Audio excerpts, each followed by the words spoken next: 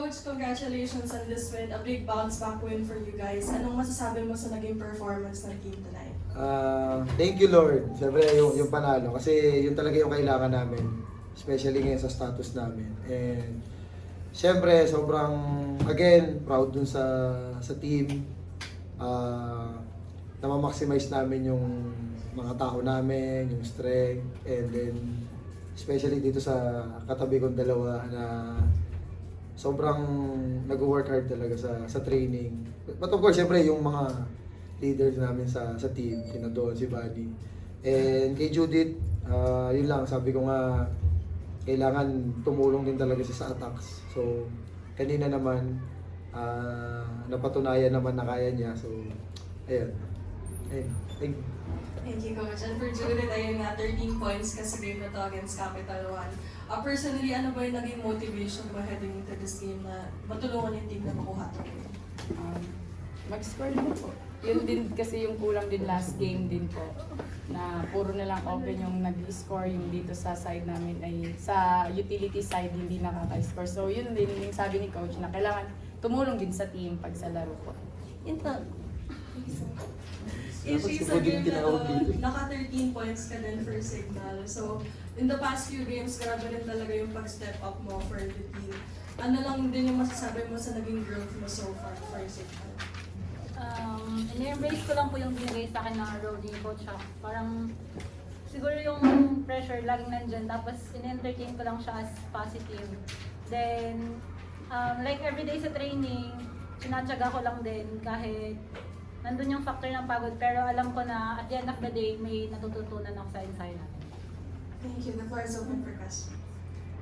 For Judith and Ishi, yun nga after nung nangyari sa team nung break, kumbaga kayo yung dalawang pinagkatiwalaan ni Coach Shaq. Ano lang yung naging mindset nyo? Paano nyo in-embrace yung challenge na mas malaki na yung role nyo ngayon?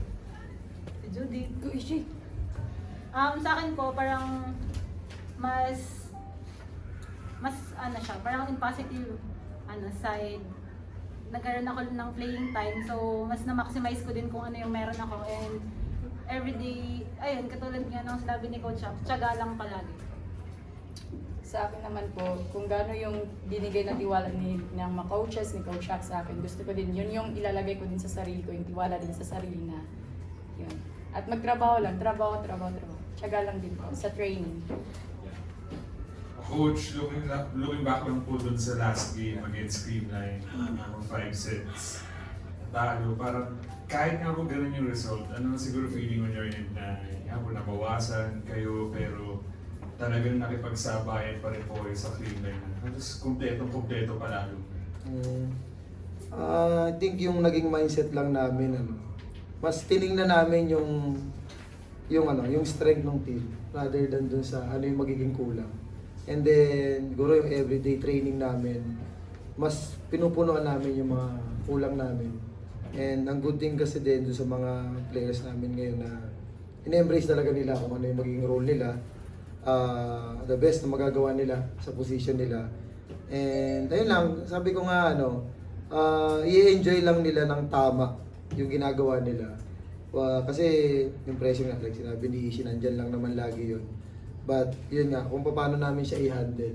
And siguro mas kailangan namin na pagbutihin pa. Kasi yung opportunity talaga nandyan. Ang laki nung chance namin talaga na mag-improve. And yun lang yung goal, laging mag-improve lang na mag-improve. And siguro naman yung result lagi lang naman din nandyan. So, yun lang. Coach, siguro ano yung naging biggest difference in terms of sa laro ng team compared to before, now na nandyan sila Ishi at sila Judith na nasa starting? I think halos parehas lang naman yung galaw.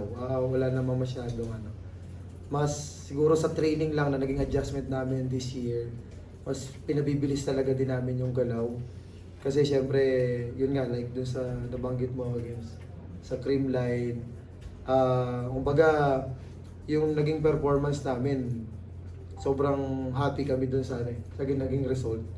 And kung nandun na kami sa level na yon, mas siguro panghawakan namin yon, or better kung may improve pa namin.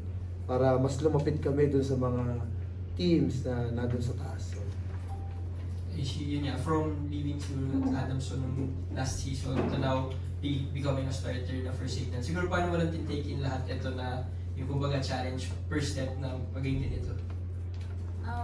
Before mapunta sa position na to, parang nilook back ko din kung ano yung mga pinagtrabahuhan ko nung past. And ngayon nandito na ako, parang mas grateful ako kasi dumating ako dito and alam ko na sa sarili ko na hindi ako titigil magtrabaho kasi parang nagsisimula pa lang ako and malahaba pa yung journey ko. Coach, yung next game niyo will be against Zeus Coffee. So, paano lang makakatulong tong win na to heading to that? Siyempre, malaking tulong sa amin to dahil, yun nga, nakuha namin yung panalo. But, siyempre, mas kailangan namin mag-prepare din kasi knowing yung sus sobrang mga bata, pero may mga senior player din na talagang dinadala yung team. So, pag-aaralan lang namin mabuti and siguro sa side namin, yun lang mag-balance nung recovery and rest and then yung game plan for next game na. So, Thank you, Coach. Thank you. Thank you so much. Thank you.